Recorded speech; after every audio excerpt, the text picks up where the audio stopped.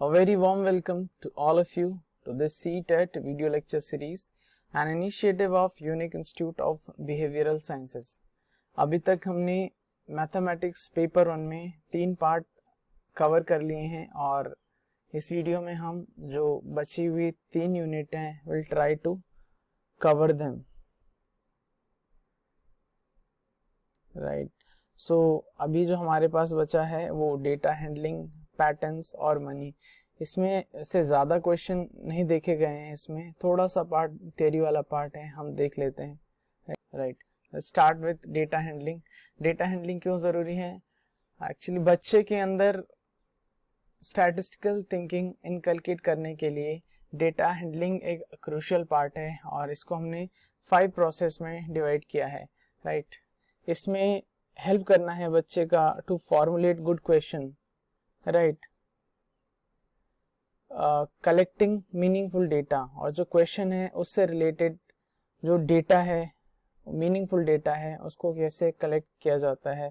Then organising the data, जो data collected है उसको कैसे ऑर्गेनाइज किया जाता है। जैसे हम यहाँ पर देखते हैं, लेट्स सपोज हमारे पास कोई क्वेश्चन है कि एक क्लास में let's suppose number of student हैं और उनमें से किसको कौन सा गेम पसंद है, राइट। लेट्स सपोज यहाँ पर हमने एक बॉल मतलब है 10 स्टूडेंट, राइट। तो बास्केटबॉल कितने बच्चों को पसंद है, राइट। तो 10, 20, 30, 40 40 बच्चों को बास्केटबॉल पसंद है, राइट। हॉकी कितने बच्चों को पसंद है? 20 बच्चों को। लाइकवाइज हमने इसको ऑर्गेनाइज किया हुआ है, डेटा को ऑर्गेनाइज किया हुआ है, राइट। तो ऑर्गेनाइजेशन के डिफरेंट तरीके हो सकते हैं। जैसे यहाँ पे हमने एक एक्सिस में, एक्स वाई एक्सिस में डेटा को अरेंज किया हुआ है, यहाँ पर पिक्टोरियल रिप्रेजेंटेशन किया हुआ है। देन वी हैव एनालाइज, डेटा को कैसे एनालाइज किया जाता है। अब यहाँ पर जैसे कि हम एनालाइज कर सकते हैं, राइट, कि इसमें से सॉकर, सबसे ज्यादा बच्चे सॉकर खेलते हैं, राइट। इसी में से हम इन्फरेंस निकाल सकते हैं, राइट। सबसे कम कौन सा स्पोर्ट खेला जाता है, कह सकते हैं हॉकी, राइट। तो इस टाइप की थिंकिंग को बच्चे के अंदर प्रमोट करने के लिए डेटा हैंडलिंग होता है, राइट। इसके अलावा 3 छोटे छोटे कॉन्सेप्ट आते हैं, मीन, मोड और मीडियन। हम इसको एक एग्जाम्पल के थ्रू देखते हैं। लेट्स सपोज एक क्लास में 5 बच्चे हैं और 5 बच्चों का हमको वेट कलेक्ट करना है। हमको देखना है कि क्लास में बच्चों का वेट कैसा है और एवरेज वेट कितना है, राइट। तो उसको हम एक देखते हैं, वेट, मान लो स्टूडेंट 1 का वेट इज 30, स्टूडेंट 2 का 35, स्टूडेंट 3 का 40, स्टूडेंट 4th का 40, स्टूडेंट 5 का 45, राइट। मीन क्या होता है? मीन होता है कि ये जितने भी स्टूडेंट हैं, राइट, हम ये वेट हमने केजी में लिया है, तो जितने भी स्टूडेंट हैं हम इन सब के वेट को ऐड करके, राइट, और जितने स्टूडेंट हैं उससे डिवाइड करते हैं, तो जो हमको आंसर मिलता है उसको हम मीन कहते हैं, राइट। मीन या एवरेज, राइट। इनको ऐड करेंगे तो ये 190, राइट। और टोटल स्टूडेंट कितने हैं? 5।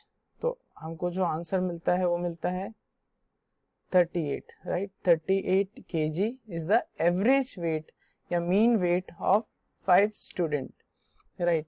मोड की बात करें तो उसके लिए हमारे पास इसको, जो हमने यहाँ पर वेट लिखा है, इसको डिफरेंट तरीके से भी रिप्रेजेंट हम कर सकते हैं। लेट्स सपोज हमारे पास वेट है 30, 35, 40 और 45, राइट। हमने यहाँ पे देखना है स्टूडेंट कितने हैं, इस पर्टिकुलर वेट के स्टूडेंट कितने हैं। तो हमने देखा 30 वाले स्टूडेंट 1 हैं, 35 वाले 1 हैं, 40 वाले 2 हैं और 45 वाले 1 हैं, राइट। तो टोटल स्टूडेंट यहाँ 5 हो गए। अब जब हम मोड की बात करते हैं तो मोड के लिए होता है कि जो सबसे ज़्यादा जो कैटेगरी में जो सबसे ज़्यादा यहाँ पे होगा उसको हम मोड कहते हैं, राइट। मान लो अगर 5 बच्चों का 35 होता तो ये जो सबसे ज़्यादा 5 टाइम्स हैं 35, तो 35 वुड हैव बीन मोड। लेकिन अभी यहाँ पर 40 2 बार आया है जो कि मैक्सिमम है, तो यहाँ पर 40 वुड बी दी मोड है 40 kg, राइट। ओके, मीडियन की बात करें फाइनली, तो मीडियन होता है सबसे पहले जो भी हमको डेटा दिया हुआ है उसको पहले हम असेंडिंग या डिसेंडिंग ऑर्डर में अरेंज करते हैं, और ये ऑलरेडी अरेंज्ड डेटा है असेंडिंग ऑर्डर में, सबसे छोटा से सबसे बड़ा तक है। अदरवाइज अगर ये रैंडमली दिया होता है हमको तो पहले इनको हम अरेंज करते हैं। तो मीडियन होता है, आप इनको काउंट करेंगे 1 2 3 4 5, राइट। तो हम देखेंगे टोटल जो डेटा है वो 5 बच्चों का डेटा है, राइट। और इसको हम डिवाइड करते हैं 2 से। तो मीडियन निकालने के लिए हमारे पास यहाँ पर 5 डेटा है, राइट, 5 बच्चों का डेटा है। तो इसके लिए मीडियन के लिए हमारे पास मीडियन के लिए होता है कि ये टोटल टर्म्स कितनी है, 5 टर्म है, राइट।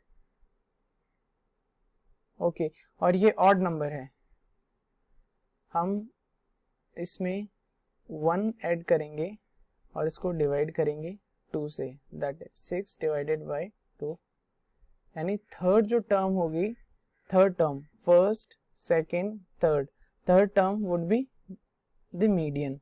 तो यहाँ मीडियन क्या होता है, मीडियन होगा यहाँ पे 40। ओके, इसको हम और सिंप्लीफाई तरीके से लिखते हैं। तो अगर कभी भी ऑड नंबर हुए, यानी 1 2 3 4 5, यानी 5 टर्म्स है यहाँ पर, उसके लिए हमको सिंपली क्या करना है कि n हमने लिया जो टर्म है हमारी, यहाँ पे हमने m ऑड के लिए, right, total number of term that is 5, उसमें +1 करना है और उसको डिवाइड करना है 2 से। तो यहाँ पर n जो था वो 5 था, 5 टर्म थी, +1 डिवाइडेड बाय 2, ये आ जाता 3, यानी जो थर्ड टर्म होती दैट इज 1 2 3 काउंट करेंगे, ये हमारा मीडियन हो जाता।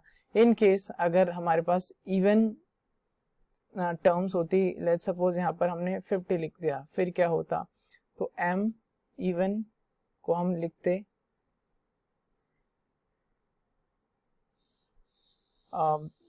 n divided by 2, that is यहाँ पर जो 6 टर्म्स होती डिवाइडेड बाय 2, और ये आ जाता third term, right. Third term में ही हमको एक और टर्म लेनी होती है n डिवाइडेड बाय 2 +1, ये टर्म लेनी होती है। तो यहाँ पर अगेन हमारे पास ये 3 आ जाता, और 3 + 1 दैट इज फोर्थ टर्म, हमको फोर्थ टर्म और कंसिडर करनी पड़ती। तो यहाँ पर थर्ड टर्म इज 40 और फोर्थ टर्म भी 40 है।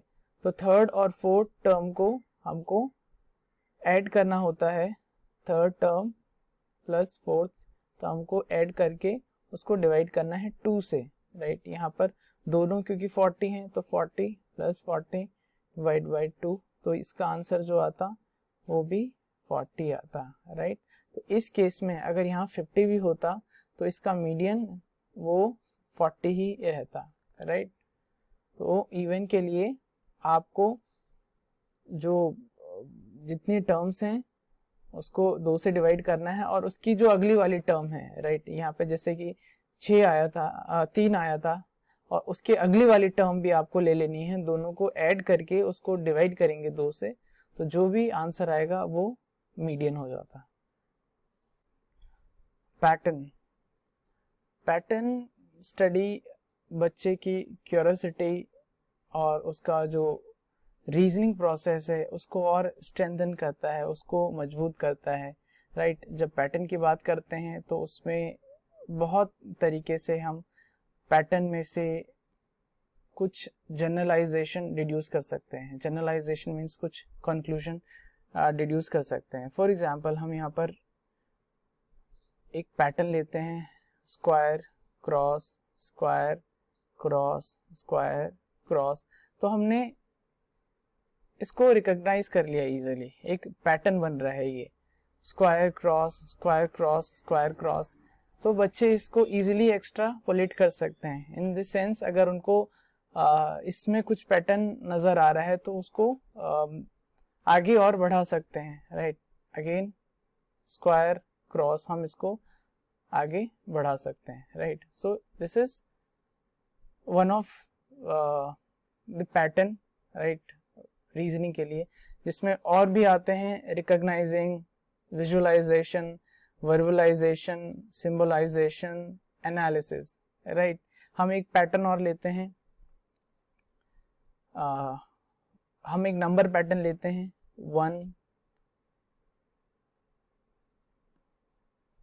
3 5 7 9, राइट। तो हमको इसमें एक पैटर्न देखने को मिलता है दैट हर जो अगला नंबर है वो पिछले नंबर से 2 ज्यादा है, राइट। ये 2 ज्यादा है, ये 2 ज्यादा है। तो इसमें एक पैटर्न हमको पता चला और हम इसको आगे बढ़ा सकते हैं। तो 9 + 2 हम करते हैं तो then 11, right. Okay,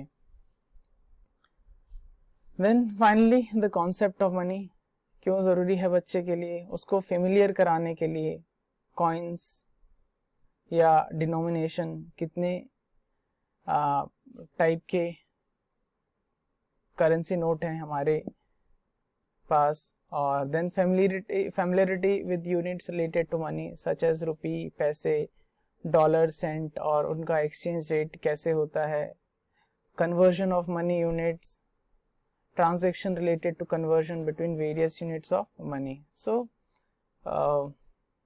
1 Indian rupee is equal to 100 पैसा, right। तो ऐसे कुछ क्वेश्चन इसमें आ सकते हैं, right। हम एक दो क्वेश्चन देख लेते हैं। A child scored 75 marks in each of 5 subject, right। What is the median marks obtained by the child? हमने जैसे अभी पढ़ा था मीडियन, तो 75 एक सब्जेक्ट में, 75 दूसरे सब्जेक्ट में, 75 तीसरे सब्जेक्ट में, 75 और 75। अब यहाँ पर ये ऑलरेडी अरेंज्ड है, मीडियन मार्क्स इसमें निकालने हैं। तो हमको इसमें से 1 2 3 4 5 सब्जेक्ट है, मीडियन अगर निकालेंगे ऑड के लिए तो n + 1 डिवाइडेड बाई 2, n कितना है 5 टर्म है इसमें 1 ऐड करना है, इसको डिवाइड करना है। तो थर्ड जो टर्म होगी, राइट, थर्ड टर्म होगी वो हमारा मीडियन होगा, 1 2 3, 75 would be our median, right. Okay, if red part in the following pie chart is 40, what is white part. यहाँ पर एक पाई चार्ट दिया हुआ है, इसको फ्रैक्शन से रिप्रेजेंट किया हुआ है। ये पूरा जो पाई चार्ट है वो 1 है, यूनिट है, राइट। अगर फ्रैक्शन की बात करें तो दिस इज कंप्लीटली 1। इस 1 का जो हाफ है 1 डिवाइडेड बाई 2 वो रेड है, और हमको यहाँ पे रेड पार्ट इज 40, यहाँ 40 दिया हुआ है, ठीक है। हमको व्हाइट पार्ट फाइंड करना है, ये वाला पार्ट फाइंड करना है, राइट। ओके, इसको बहुत तरीके से कर सकते हैं। एक हम देखेंगे कि इसका हाफ 40 है, राइट। तो जो आधा बचा होगा ये वाला पार्ट, ये पूरा पार्ट, ये भी 40 होगा, तो जो टोटल हो जाएगा वो हो जाएगा 80, राइट। अगर फ्रैक्शन में बात करें तो फ्रैक्शन में ये टोटल 1 हो जाएगा, ओके। अगर हम 80 का 1/8 निकालना है, हमें वाइट वाला पार्ट निकालना है, तो हम 80 का 1/8 पार्ट निकालेंगे, तो white is equal to 1/8 of 80, that is 10, right. Otherwise हम कैसे कर सकते हैं इसको? दूसरा तरीका हमारे पास ये है कि हमको ये वाला पार्ट गिवन है, तो ऐसे समझ सकते हैं इसको, लेट टोटल ए ले लेते हैं, राइट। और हमको फाइंड आउट करना है कि ए का हाफ हमको 40 दिया हुआ है और ए फाइंड आउट करना है, राइट। यहाँ पर इसको अगर सॉल्व करते हैं तो ये 80 हो जाएगा। ए हमारे पास टोटल 80 ऑलरेडी हमको मिल गया है। देन हमको वाइट वाला पार्ट निकालना है, तो white is equal to 1/8 multiply 80, 10 is the answer. All right. Third question, which of the following letters have both horizontal and vertical lines of symmetry? Symmetry होता है, let's suppose हमारे पास एक triangle होता है, जो ये वाला पार्ट होता है इसको हम वर्टिकल सिमेट्री कहते हैं, राइट, राइट। सिमेट्री का मतलब होता है मिरर इमेज बनना, कि आपने अगर कोई ऑब्जेक्ट यहाँ लिया है तो उसका मिरर इमेज वैसा ही बनेगा बैक साइड में, उसको सिमेट्री बोलते हैं। तो इसको जब ऐसा हमने इसको लॉन्गिट्यूडनली अगर उसको डाइसेक्ट किया है तो वो जो आएगा उसको हम वर्टिकल सिमेट्री कहते हैं। तो यहाँ पर ये वर्टिकली है, लेकिन अगर हम इसको हॉरिजॉन्टली अगर काटते तो इसमें हॉरिजॉन्टली सिमेट्री नहीं है, राइट। यानी इस पार्ट का ये मिरर इमेज तो नहीं है, राइट। तो यहाँ पूछा हुआ है कौन सा लेटर है इसमें से जिसके पास हॉरिजॉन्टल और वर्टिकल सिमेट्री दोनों है। इसमें एक और ले लेते हैं हम एग्जांपल। अगर ये एक स्क्वायर होता तो यहाँ पर वर्टिकल सिमेट्री, ये इसके बिल्कुल सिमेट्री है, इसके जैसा ही है मिरर इमेज, तो यहाँ पर वर्टिकल सिमेट्री है। और अगर हॉरिजॉन्टल होता तो हॉरिजॉन्टल सिमेट्री भी है, राइट। तो यहाँ पर दोनों है। यहाँ पर सी को देखेंगे आप, राइट, कोई वर्टिकल सिमेट्री नहीं है, राइट, हॉरिजॉन्टल सिमेट्री है, राइट। ए को हम देख लेते हैं, ए का वर्टिकल सिमेट्री है बट हॉरिजॉन्टल सिमेट्री नहीं है। एक्स को देख लेते हैं,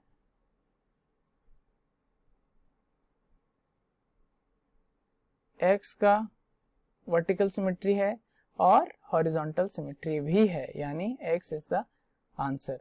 वाई को एक बार फिर देख लेते हैं चेक करने के लिए। वाई, तो वाई का वर्टिकल सिमेट्री तो है बट हॉरिजॉन्टल सिमेट्री नहीं है। सो एक्स इज द लेटर जिसका हॉरिजॉन्टल वर्टिकल दोनों सिमेट्री है। Alright, in a school half of the student play badminton, 1/4 play volleyball, 1/8 play tennis, 1/16 play chess, remaining go for swimming. If the number of students playing volleyball is 160, how many students play chess? Okay, हम इसको लिखते हैं half of the student play badminton, यानी half student, ये fraction दिया हुआ है, half play badminton, 1/4 play volleyball,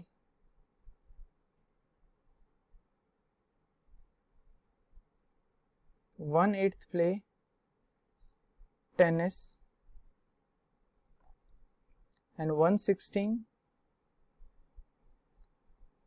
play chess. Right हमको यहाँ रिमेनिंग भी है, remaining go for swimming, right तो रिमेनिंग कैसे निकालेंगे, तो रिमेनिंग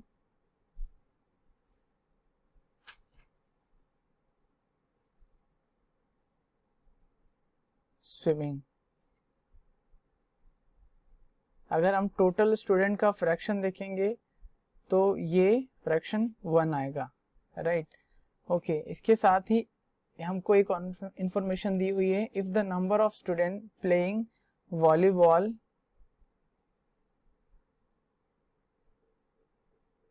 इज 160, राइट तो यहाँ पर जो 1/4 है, 1/4 फ्रैक्शन अगर हम इसको टोटल स्टूडेंट देखें तो 1/4 एक्चुअली 160 है, राइट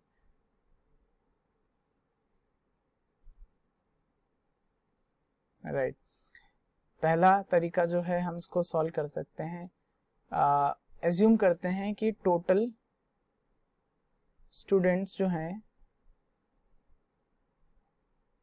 वो A है, राइट अब एक इंफॉर्मेशन हमको यहाँ पर गिवन है कि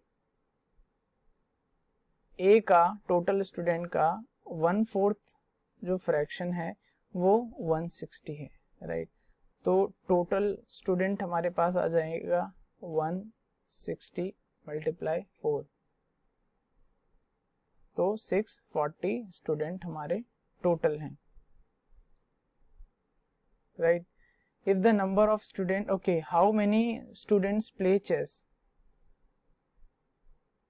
चेस का फ्रैक्शन हमको गिवन है 116, राइट तो हमको चेस के स्टूडेंट अगर निकालने हैं तो 640 दैट इज टोटल स्टूडेंट, इसका 116 फ्रैक्शन, तो इसको कैंसिल हो जाएगा ये 40 दैट इज 40, तो 40 स्टूडेंट चेस प्ले करते हैं। Okay with that we are ending our lecture here.